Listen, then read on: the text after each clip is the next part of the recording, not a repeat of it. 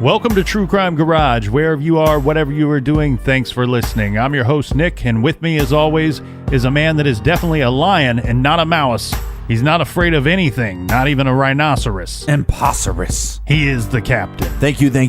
It's good to be seen, and it's good to see you. Thanks for listening, and thanks for telling a friend.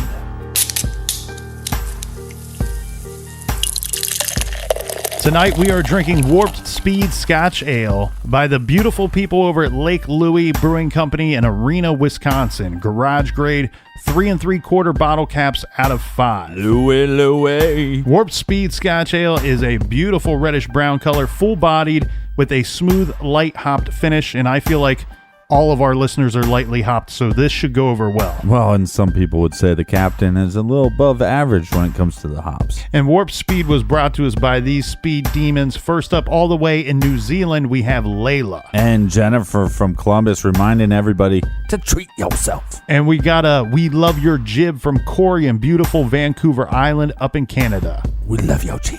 I have to admit, I did like the Michigan jerseys this week. So the next one comes from Grand Rapids, Michigan. We have Rachel. We like your jib. And last but not least, we have April and Riley from the Woodlands in Texas.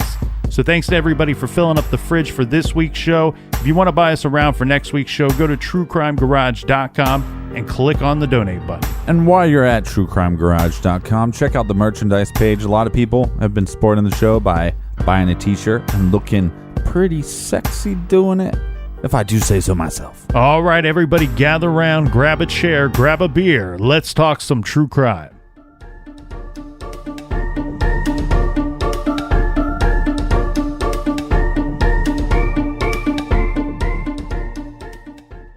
On April 18, 2016, 45-year-old fitness instructor Missy Bevers was brutally murdered inside the Creekside Church located in Midlothian, Texas, in the early hours of the morning. At the time she was getting preparations ready for her fitness class, this is called Camp Gladiator, before her students arrived at 5 a.m. in the morning, that's when the students discovered her lifeless body. Her death was caused by puncture wounds to the head and chest. As we said yesterday, we went over the video that police had released, the surveillance footage of the suspect dressed in tactical gear. This is where things became interesting because whomever this suspect is, they had a very unorthodox and unnatural posture and stance, especially when walking. Right, which is called the gait. On April 20th, Missy's husband, this is Brandon Bevers, gave a statement to reporters in which he talks about how proud he was of Missy, and he really stresses to people that they should watch the surveillance video because of this gait that you discussed, that somebody could know this person just by the way that they walk. Yeah, and obviously at the initial investigation, Brandon's going to be a suspect himself. I mean, his wife is murdered. There was talks about possibly infidelity in their marriage, possibly coming from him, possibly coming from her. And so jealousy, there's your motive. So Brandon is a likely suspect. What's interesting here in this case, though, is one, Brandon has an alibi, and two, and it's pretty tight alibi. When you do some research into it, he was out of town on some trip, and so there's the hotel receipts, there's eyewitnesses there, and then there's the car rental receipts and stuff like that. And then we also this surveillance footage, and Brandon's clearly probably above 6 foot. I'd say maybe 6'1", and this suspect that's on the surveillance tape is maybe 5'2" to 5'7". Yeah. It was through search warrants that the police came across, it would either be text or some form of messages that were found on Missy's information, where they learned that she had some kind of flirtatious relationship with another male or possible other males. After that was discovered, police had what one would call a break in the case, because now you have this potential motive, like you had said. I don't know that Brandon has spoke publicly about exactly what was going on in their relationship, but it sounds like he's been very forthcoming with police. And it, like you said, it sounds like there was some kind of relationship outside of the marriage. Now, whether that was 10 years ago or if it was current, we don't know. Well, they have her information from Facebook. So you have Facebook Messenger, which is pretty much like text. So there's probably some information there that they found on her phone. But the other thing that comes out later is there was some LinkedIn communication back and forth, which was then turned over by the police. And the police claimed that there was some flirtatious conversations going back and forth with another male individual, which they checked out. And I think one of the reasons why Brandon hasn't been talking about this publicly, but has been talking to law enforcement about it, is because his kids are of the age that they could watch these interviews. And look, he said, look, we all have problems with our marriage, and we're trying to work through it. Right. So that's where they're at. And I think he doesn't, especially in the death of their mother, he doesn't want to put a dark light or any bad twist on their viewpoint of their mother. Missy's husband, Brandon Bevers, he gave a statement to reporters. This was just 2 days after her murder. And the original is quite lengthy, but we're going to trim it down so we can listen into that statement. What are you going through right now? I mean, today, right now? Well, I don't want to do interviews, okay? I just want to make a statement. Is that all right? Tell us what you want to say. Okay. Yeah, I don't. I said, hang on, I'm having a problem with the camera.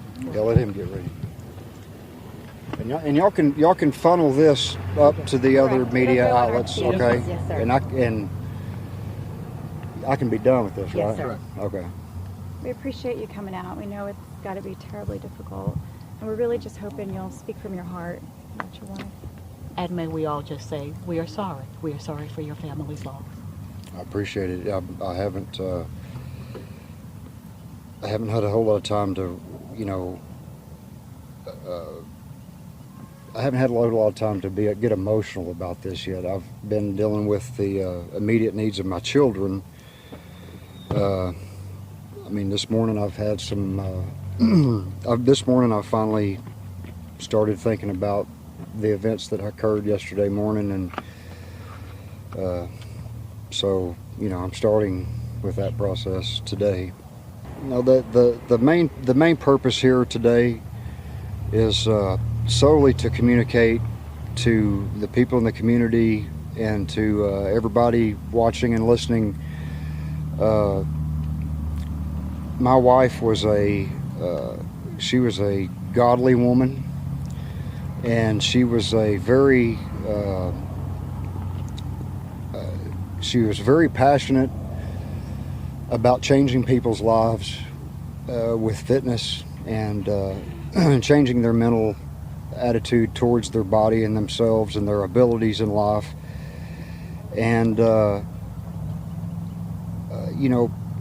personally, I haven't involved myself in a lot of what she does, but now that I'm seeing some of her campers, I've noticed a substantial impact that she's had on so many people's lives, and I'm very proud of her.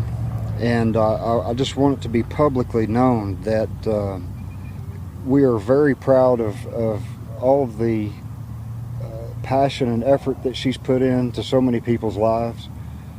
As far as the perpetrator, I don't know, we still don't know who he is, but I ask everybody out there to review the video.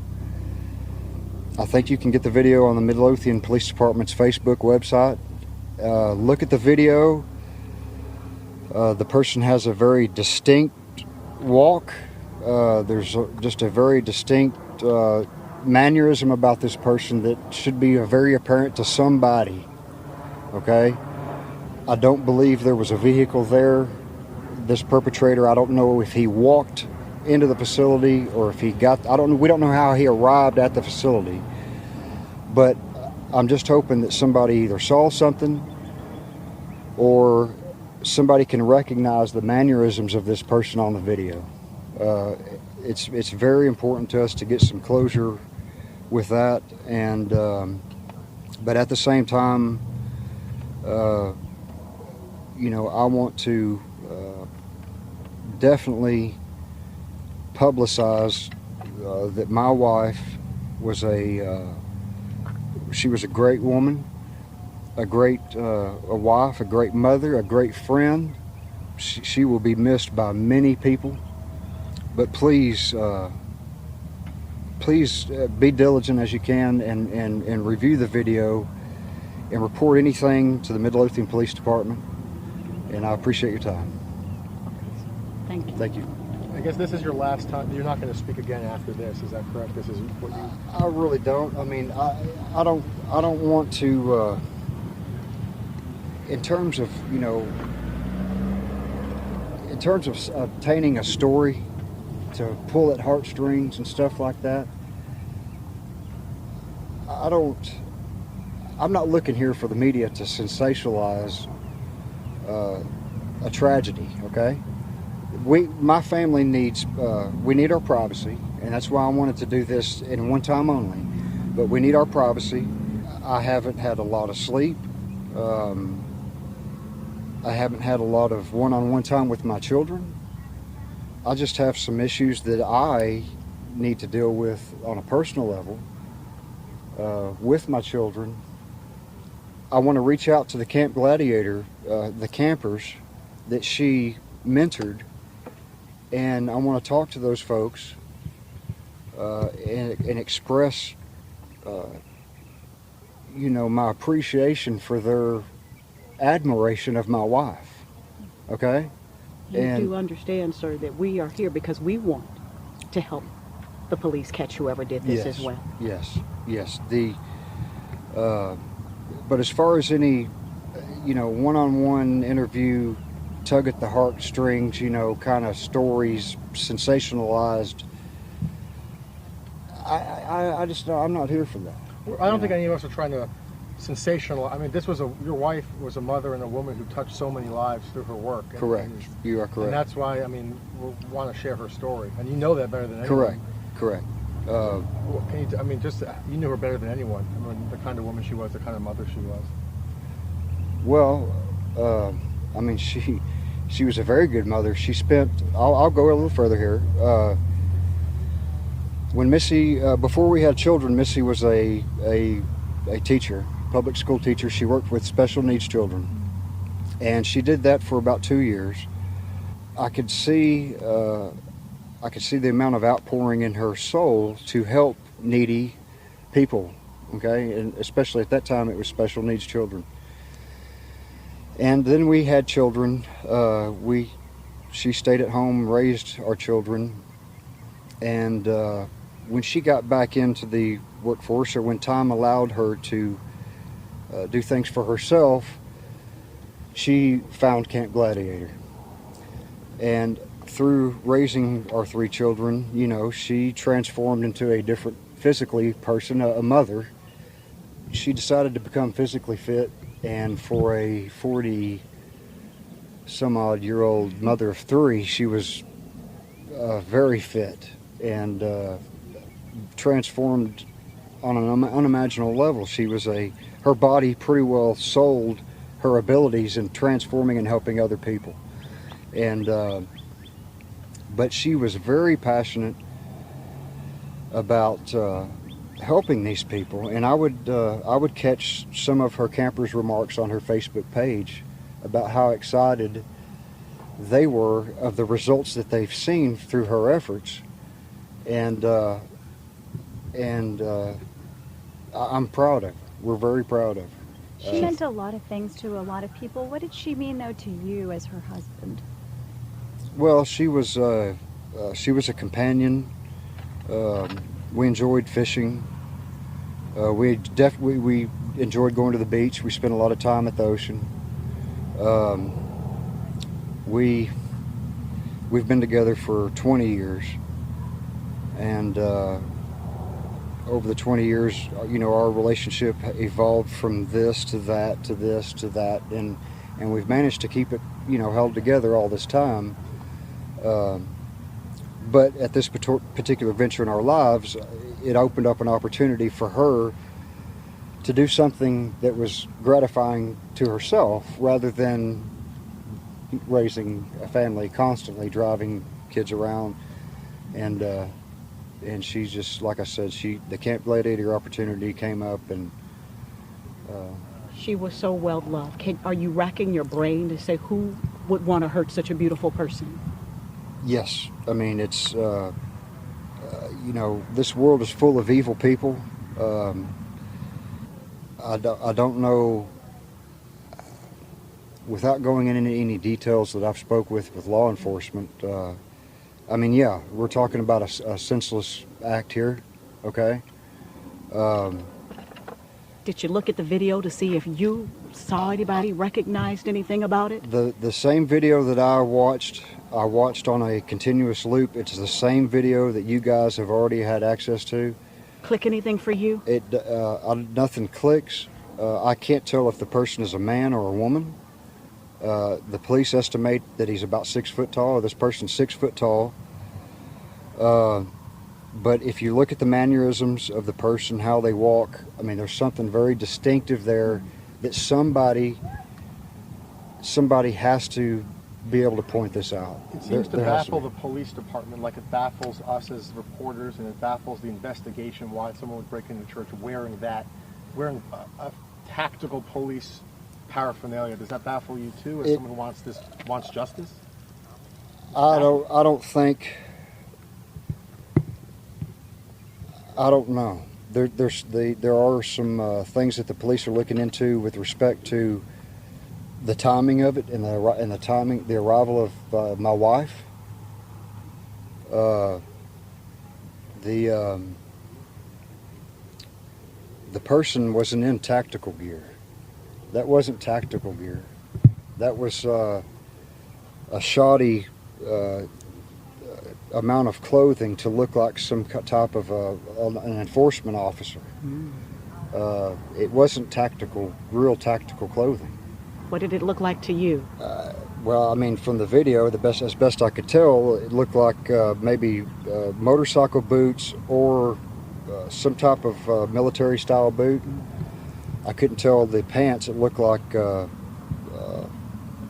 some kind of flimsy, like sweatpants or something. I couldn't really tell. But the jacket was just a generic police jacket, kind of a velour-looking police jacket. And I couldn't even identify the helmet. The person was wearing a helmet, and I couldn't identify whether it was a motorcycle helmet. I don't know if there is a motorcycle avenue on that outfit, or if it was a tactical avenue, because the helmet, I couldn't even tell what it was. Do you think someone wanted to hurt Missy in particular, or this was? I do not know the answer to that. She posted on her Facebook that she was going to be there. Is that something that police have also looked into, perhaps, that they've talked to you about? Well, the date, time, and location of her camps are publicized. They're known. Those times and schedules are already predetermined. It definitely sets up an opportunity for the unknown to happen, particularly since she arrives there early before anybody else does. But if you look at the video, and I don't know how much of the video the police has released, but if you look at the video, and from what I understand, the perpetrator came through the back door, okay, and spent several minutes rummaging from room to room. If I'm not mistaken, he might have broke some glass in this room looking for something, broke some glass in this room looking for something, spent some time in the kitchen area. But by the time my wife arrived, I don't know of the video at that point, but according to the police, shortly after the altercation, needless to say, it's the opinion of the police department that the perpetrator didn't know the presence of my wife, or that she was going to be there. I think my wife walked in on a robbery. That's just an opinion. That's not fact. So you don't think she was targeted, or like that she was particularly and it's in strictly my opinion, I don't think she was targeted. And to the best of my knowledge, when my wife arrived, there was no other vehicle in the parking lot, and otherwise it would have obviously drawn it. You know, my wife would have seen that. So as far as I know, and you have to confirm that with the police, there was no other vehicles on the property. But according to the timeline, the person came into the building and left the crime scene before the other campers showed up. So was there another vehicle, or did they have cameras outside that could confirm that? I don't know. When was the last time you spoke with her? And were you guys in the habit of maybe texting? Yes. She'd go to these locations, you know, where it would be dark and quiet. As far as communicating prior to her camps, no. I mean, she got there pretty early. Okay, so you hadn't heard from her that morning? No. Did you guys speak the night before? Yes. And what did you say to her? Every day for the last 10 months, she has made it a point to text me at work that she loves me and have a good day, honey. When I finally arrived in Biloxi around 7:30, which was later than I was supposed to be there, you know, I spoke to her, and she said good night, and it was still about 8 o'clock, and I called her anyway, probably around 9 or 9:30 to tell her I love her, and she was already half asleep, and that's the last time I spoke to her. That was on the phone. That was on the phone. Well, we trimmed it down, but it was still somewhat lengthy.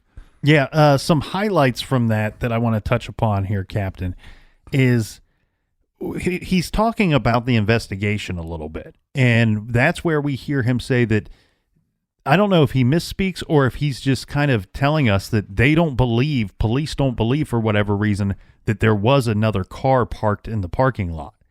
I find that very interesting. At one point, he says, I've seen, the same video that you have seen. And then at another point, he says, I don't know how much of the footage the police have released. And that makes me wonder if there is more footage out there. There's definitely more footage out there. Right. And I'm curious to see I would love to know what's on that footage. It may just be more of the same, of walking around the halls and busting up doors and windows. Well, I believe the actual attack is on camera as well. That could be the situation, but it sounds like they interviewed him extensively, the police did, and they showed him the video. During this time, now mind you, this is just 2 days after her murder. He says that they believe the killer to be 6 foot tall. We now know that to not be the case. And he constantly, there's much debate as to whether this is a man or a woman. And he says he a lot during this statement. Well, he also states a couple falsities, right? The first one being that the police said, well, we think the suspect is 6 foot. Well, once again, that's before they did any, checking on that, any scientific, measuring of the tape and measuring of the different heights or whatever. Now they're saying, well, now it's 5'2", 5'7". So therefore, immediately, then you start going, well, what male is within that range? So he kind of misspoke there. And then the other one was that they initially believed that, that this was just a burglary gone bad. And he now again, 2 days after, within a week after watching the tapes again, he starts believing that, it makes more sense that she was targeted. Yeah. He has said since this statement that he has told police he strongly believes that the murderer is a female and someone that knew Missy in some form of her on a personal level. Furthermore, he suggests that this unidentified person attempted to make this tragedy look like a burglary gone wrong. Right, which makes a lot of sense because there's evidence of that. This person just opening up doors and breaking glass and not taking anything. Right, and there's no, we know that there was some trouble with the marriage. Like I said, he says in this interview that they've been together for about 20 years or over 20 years. Now, here's one thing that I would throw into question. we don't know the timeline of the problems with the marriage, obviously. But I think that if there was an affair on either end, if it were 10 years ago, 15 years ago, it's less likely to have anything to do with her murder. We don't know how recent they had marital problems. Well, I mean, there's something going on if she's inappropriately exchanging texts with male individuals. But he says, when asked, did you speak to your wife, or how often, did you often trade text or anything like that? He says something that's a little telling to me. He says, every day for the past 10 months, my wife has texted me while I'm at work and wishes me a good day and tells me that she loves me. It seems to me like something has happened more recent in their marriage. Do you get that feeling? Doesn't that sound almost like a make good situation? Like, I got to make up for this. I got caught doing something, or I've done something wrong in the marriage, and now I got to. She did. Yeah, I got to make good. Or is this a demand? Sometimes when people are wronged, they say, you better tell me that you love me. You better. Yeah, right. But what I just said was, who cares about 10 months ago? I'm talking about the day of inappropriate text messages found on, in her phone, found it on social media, found on other social connecting sites like LinkedIn. Right. No, so, I agree with that, and I know of that. I'm just saying that this appears to me that something occurred in the marriage roughly around that 10-month ago part, and that is a little interesting to me. Let's get back to this. More suspects, more evidence right after this quick beer break.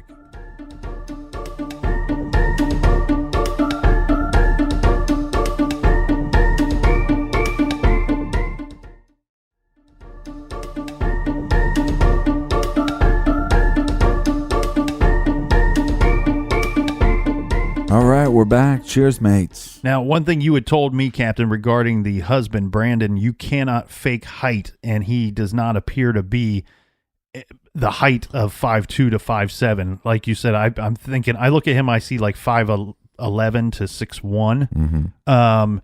He did have an alibi. As you said, he was out of town. He was out of the state. I guess this was an annual fishing trip that he took. They were able to confirm his alibi. So he doesn't seem to be a suspect in the sense that it was not him in the building. Right. And yes, doesn't exclude him from hiring somebody. Right. And yes, they were having marital problems, but that also doesn't mean that you hire somebody to kill your wife.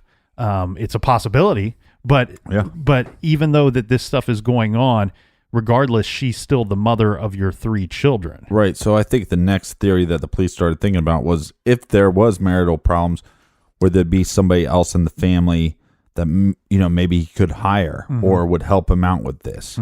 And people started focusing in on Brandon's father. This would be Missy's father-in-law. Yeah, Randy Bevers. So, yeah, I like this, Captain. Let's pull this circle out a little bit further here. So, a few days after the murder happened, Missy's father-in-law, Randy Bevers, he went to the dry cleaners, and he brought a woman's... Wait, hold on. I just want to say, this is why, the true, just real life is, what do they say? Stranger than fiction. Right. Because you can't make this shit up. When I was reading this, I'm like, you got to be kidding me. Yeah. He took, I guess, 4 articles of clothing to the dry cleaners, and he got there in the early morning hours. One of those items was a women's XXL long sleeve shirt. This was a white shirt. I've heard it reported that it was quote unquote covered in blood. Right. I've also heard it reported that it had blood spots on it, or spots that appeared to be blood on it. So whether it was covered or spotted, who knows? But one of the employees got a little weirded out by the items that he dropped off. So they contacted the police. The police get a search warrant to collect these items. Well, and also, again, it's such a small town. Everybody knows what's going on. Yeah, when the employee called the police, they're like, this guy brought in a blood-covered shirt. His name's Randy Bevers. And by the way, he's the father-in-law of Missy Bevers. Right. So they collect these items. Now, Randy was pretty forthcoming about the shirt. He told the employees at the dry cleaner, as well as later the police, that the blood was from a Chihuahua. I guess he and his wife, Vicky, have a little dog. The dog was injured in some kind of dog fight. They may have been watching another dog, or for some reason there was another dog at their house. The dog was injured. I guess the dog unfortunately passed away because of this. They took the dog to the vet. The vet later confirmed this story. But the thing here is they were testing the shirt for DNA. And I think that this whole shirt thing checks out. It's just one of these strange, weird coincidences that happens in these cases, but it's gotten a lot of people talking. Well, the thought you didn't finish is that when they tested it, it's animal DNA. It's not human DNA. Yes. But more interesting, though, we have Randy, the father-in-law. It gets weirder, folks. Well, let me go ahead and throw this out for people who've not seen him. He's roughly the same height as he's shorter than his son, which might put him at that 5'6", 5'7". I can't say with 100% certainty, but he's definitely shorter than his taller. But again, maybe the 5'2" to 5'7" is off a little bit. Maybe he's 5'9". But yeah, he has a weird stance.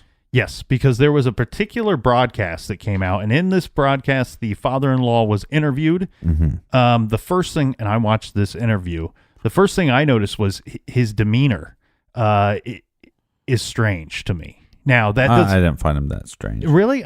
He seemed to me like he was either nervous or a little confrontational with the people interviewing him, with the reporters. Yeah, well, your daughter-in-law was murdered, and you have to go to the dry cleaners with bloody clothes. This is, it checks out. It's animal DNA, not human DNA, but you know where this is going to head. You know what's going to happen with the media, and the media has ruined people's lives. That's true. So maybe he's just a weird dude, though, too. Maybe he's uncomfortable in front of cameras, uncomfortable in front of reporters. Well, yeah, most people would be. Look, I'm going on record and saying I thought his behavior was strange. But what also occurred during that broadcast is after he's done speaking with reporters, he walks into a building. Now, this might be the police department. It looks like some kind of government type building. He walks into this building and he's got a strange walk. Strange gait. Yep. Yes. And some people have said it's identical to how the person was walking in the video. Other people say that it's similar. Well, I will say it's similar. I'm not going to say it's identical. I actually think it's a little different. To me, it's not so much him walking back into the police station. It's him walking out. And his toes are pointed out a little bit. His toes are pointed out, walks a little bit like a duck. But the other thing about it, too, is his right foot seems a little, like there's something delayed. Wrong with it. Yep. And it also seems like when he has to shift his weight, that he has to almost catch his balance, like he has to regroup his balance. And you see that time and time again in the surveillance footage. So, again, I'll have the original surveillance footage up on the website. I'll actually put the comparison of the two on the website as well, so you can check that out. So with the father-in-law, what is his story? Well, apparently he was out of the state of Texas as well. The same time, surprise. Yeah, I guess he was in California with his wife and the dog that ended up getting killed in that dog fight.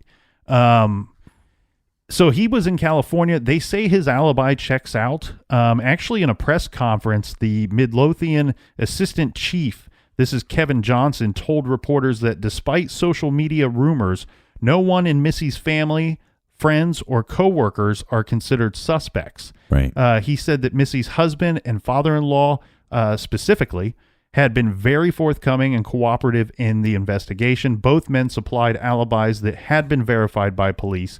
Johnson also said that any names that had been released in any search warrants were also not considered suspects at the time of this press conference. Well, and what's interesting here is the police made these statements saying, hey, we don't think that we're basically clearing the family. Mm-hmm. And then Brandon comes out and says, this is Missy's husband, comes out and says, look, you can clear people all you want, but we shouldn't be cleared. Everybody should still be a suspect. Until you have somebody that you have evidence on, everybody's still a suspect. And I like that thinking. Mm-hmm. And so, does this alibi check out? Yeah, but look, the gate is weird. That's the thing that bothers me is when you watch the video side by side, you just get the same vibe. But again, like we talked about when we're dissecting the video, there's some moments in the film where the guy looks a little chubby. Yeah. Looks like maybe he has a little bit of a beer belly. Mm-hmm. But then there's other moments in the footage where it's like, I don't think that's a beer belly. Right. So, and I don't want to throw this guy under the bus because, again, watch the video, compare it for yourself. But what I find very interesting, and a lot of friends that I know that have watched this video is like, it's him. It's got to be him. Mm-hmm. Well, again, the alibis check out. And also, I want to applaud him for being so forthcoming. And so, he's been exactly like his son as far as questionings go. The other thing that Brandon's doing that I think is amazing is he'll just be sitting around because this has shaken up his whole world, right? Mm-hmm. And he'll just be sitting around thinking about something or maybe a person or some weird time that maybe didn't make sense to him. And he calls the police up. Yeah. And says, hey, this might not be nothing.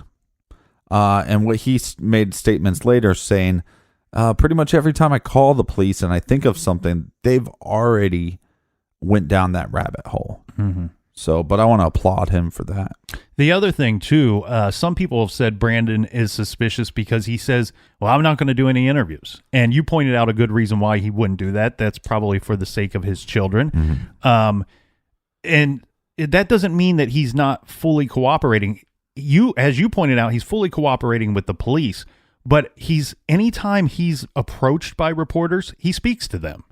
At length. Yes. And I've also heard other reporters state that, you know what, I reached out to this guy and he said, I won't do an interview, Mm-hmm. but if you have any questions, email me, I'll send you the answers. Or if you want to give me a phone call, I'll do a phone call. So he's not tucking his tail and hiding from anybody. Right.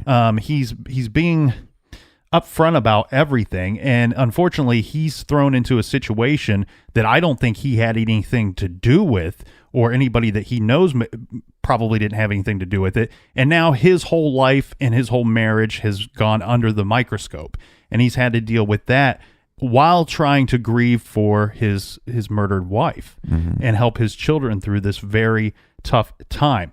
I do want to talk about what this police chief said, the assistant chief said, regarding the people named in search warrants were also not considered suspects at the time of that press conference. Yeah, but that's just politically correct bullshit to say. Well, it is. In just because no one's considered a suspect does not mean that they are cleared. Right. There's a difference between the two. And a lot of times police don't name a suspect until they slap cuffs on the person. Right. But the reason why I bring that up was because early in this investigation, there were several people, I believe it was 7 or 8 people that were listed by name in a search warrant because they were collecting their cell phone records. And these are people pretty close to Missy. Some of them, one of them was her husband, of course, and her father-in-law and his wife as well. That leads us to the next thing. The next thing in this case, we said there was more surveillance footage. Well, this was not from the church. This was from a place across the street. This is the SWFA sporting goods store, Mm-hmm. which is, I would say, roughly, it's kind of diagonal from the church itself. You can see the church from their parking lot. But on the night that she was murdered, at approximately 2 a.m., police released a photograph of a vehicle. And this is thought to be a 2010 or 11 or 12 silver or light in color Nissan Altima. This vehicle pulls into the parking lot of this sporting goods store. It's very strange because they released a photograph of it originally. Now, I'm not certain if the police released the full video or if it was the sporting goods store that released the full video. I'm not for sure who released it first. I've heard both.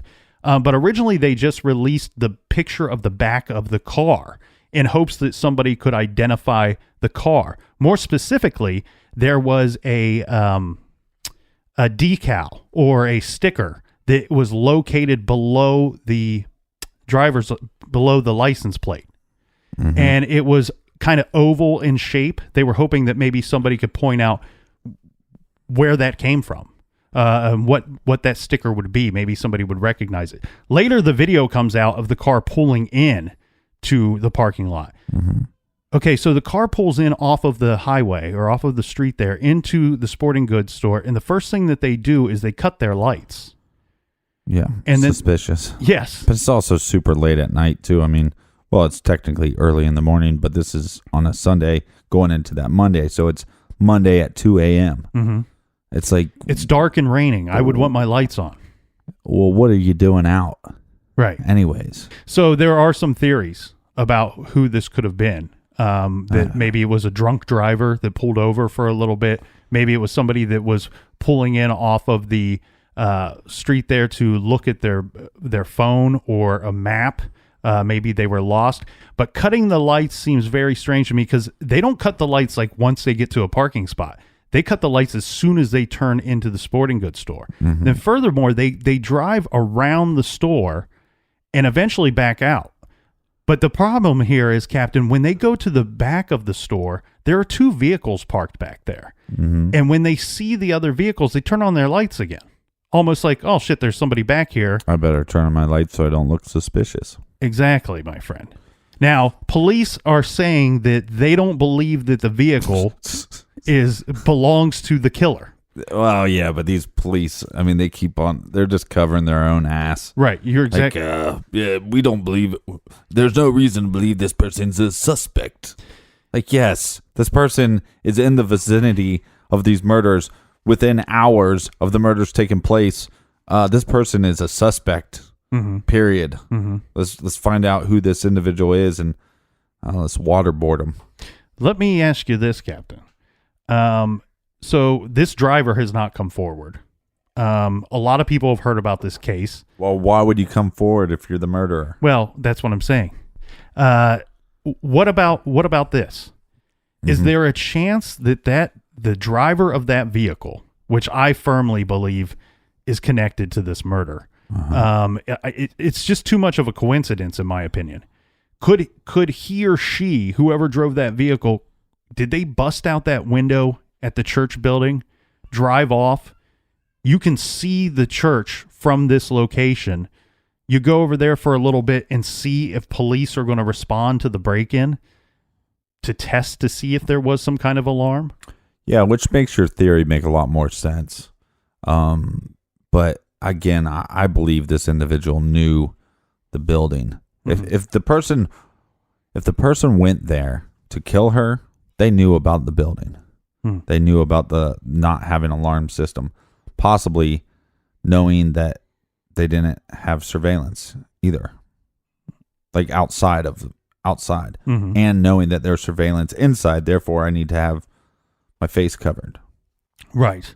I can see that. It doesn't sway my opinion any. I don't know that I believe that the person had much knowledge of this building other than that they knew that Missy would be there. One thing that's strange too, and this was later in the interview. I don't think it was in the portion that we showed, but we have the father speaking, her husband speaking, right. And he says that she was involved in multiple camps. He calls them camps, these fitness camps. Right. There was one that one of the daughters did attend with Missy. This would not be one of those. She never went to this early 5 a.m. one. Of course, so, it's 5 a.m. So I also wonder, would the killer have known this in advance, that she would be alone, is what I'm saying. Right, and again, back to my point, if she knows this much about, I keep on, Freudian slip, I think it's possibly a female. Okay. But I keep saying she. But I think this individual would know, if she knew that much about Missy, she would know that much about that building. Okay, let's get on that subject right now. You said you believe you see a woman in the surveillance footage. I mean, I see a booty at some point. So I mean, but it could be a guy. When I first saw it, the first few times I watched it, I did see a woman. And then there's that weird part when the suspect stands still, and to the side, when you see the side of this person, I see a man. Right. And I want to throw I'm going to throw out some other theories that I've heard from people, because I've showed this video to other people because I wanted to get their opinion. What, maybe they could see something I'm not seeing, or can you at least see if it's a man or a woman? The strange thing is, just about every man that I showed it to thinks it's a woman, and just about every woman that I show it to thinks it's a man. Well, that's the opposite. All my female friends instantly. I didn't even ask them if it was a man or a woman. They just watched it, and I think it was 3 for 3 within minutes, or not within minutes, within seconds of them starting the video. They're like, "That's a woman." We're also talking about if that evidence is factually correct, 5'2" to 5'7". It's more likely that it is a female, right? And I think the difficult thing about this case is if there was infidelity, then we'd assume that that's the motive, whether it's let's say Missy was hooking up with one of her clients and the client's wife got mad, or the client's girlfriend got mad and then went after her. And I think that's what's so frustrating is they have all this information. They have her Facebook, they have the interactions with these individuals. So we have a bunch of evidence. This should be solved. And I think it's not that simple. I think it's some weird type of motive that they haven't found the trail yet. I think you're exactly right. And I'll tell you why. I think that whoever did this is just enough outside of her circle that they can't link it. They can't connect it. Or is so heavily in the circle, but they can't see the motive. And look, I'm just going to put this out there. I mean, I've done a lot of CrossFit classes and spin classes, but I haven't been like totally drenched into that world. But I have a lot of friends that are trainers and stuff. And I know that in every gym, there's some weird drama stuff that goes on. Yeah. And I would just assume that there was some of that. And it could be as simple as here's this mother of 3 that got in shape, put the time and the effort in, and maybe this individual couldn't or didn't have the willpower to do so and was jealous of that. Maybe she got more attention. Maybe she was upset that she gets all this attention and she's married, and maybe this person wasn't married and couldn't get attention that Missy was getting from guys. So I think there was some other motive going on. That's a possibility. My theory on this case is, I don't give a shit about your theory. Well, you're going to hear I'm just joking. If I sound mad, we were talking about this on the beer break. Somebody messaged me the other day, said, West Memphis 3, you sound mad. I'm like, yeah, that's because there's always a murder. We're talking about there's never a good reason to kill somebody, and we're constantly talking about people getting killed, and on top of it, not knowing who's responsible. Right. So it does get frustrating at times. My theory is there's a connection to the city of Austin in this case, and I think that it's just enough outside of her circle that they've had trouble connecting it, and maybe there were a lot of people in Austin when Missy was there. Let me give you a little story on this. So Missy was in the city of Austin for at least an overnight stay, possible 2 nights in 3 days. I'm a little unclear as to which it was, but she was there for at least 1 night.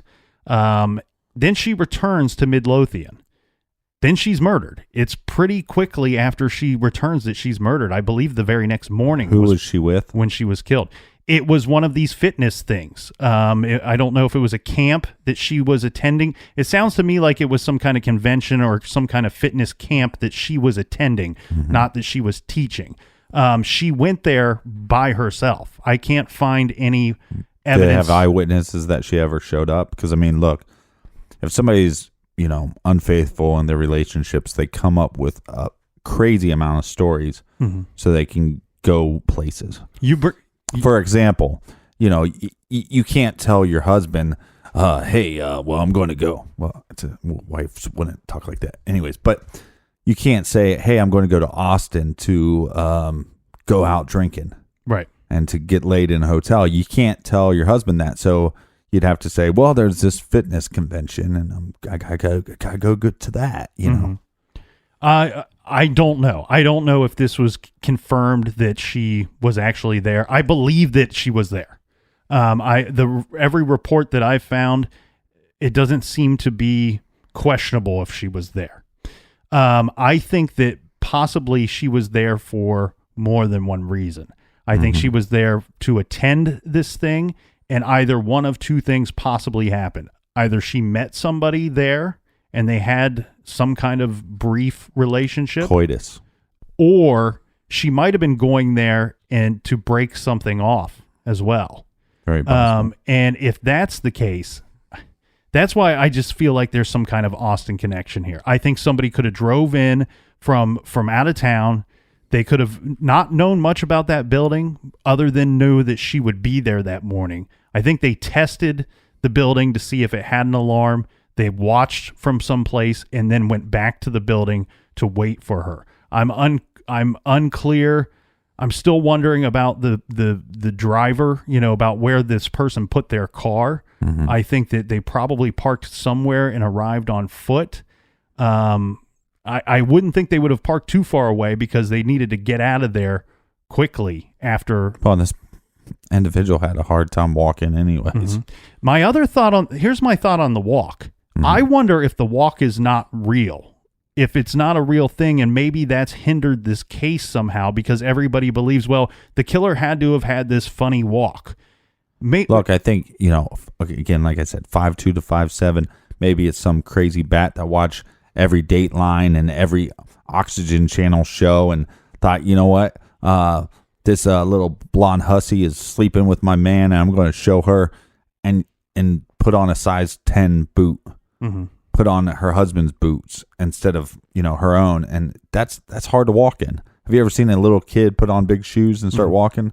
It's very unnatural. So I don't think that it's a fictitious walk in the way that the suspect would be doing it on purpose. Right. But that's why I think it looks natural. Right. But because of the parts of it being choosing of a bigger boot or whatever, oh, now I walk a little funny. It's also possible that it could be the opposite. It could be tighter boots. So, I mean, trust me, I've had some times where I've went to weddings with tight shoes on. I mean, my dance moves didn't look so good. Didn't look so natural. It kind of looked like I had a bum leg. That was a scenario that you came up with in your mind. You were not calling the victim a hussy, right?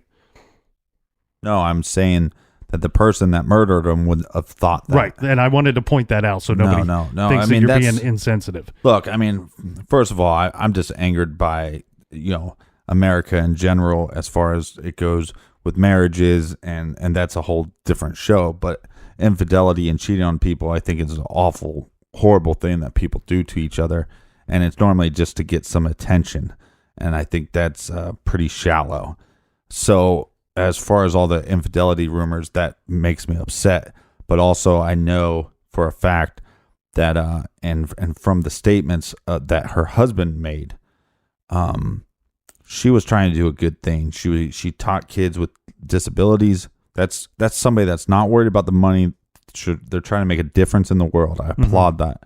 And then on top of that, one of the things that people, depression and all this stuff, one of the ways to fight that is to get active, lose some weight, and there's so many more mental benefits of exercising than maybe even physical ones.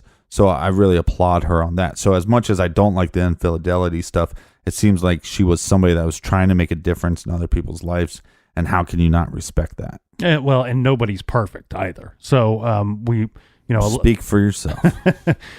But here, I want to expand on something here, Captain.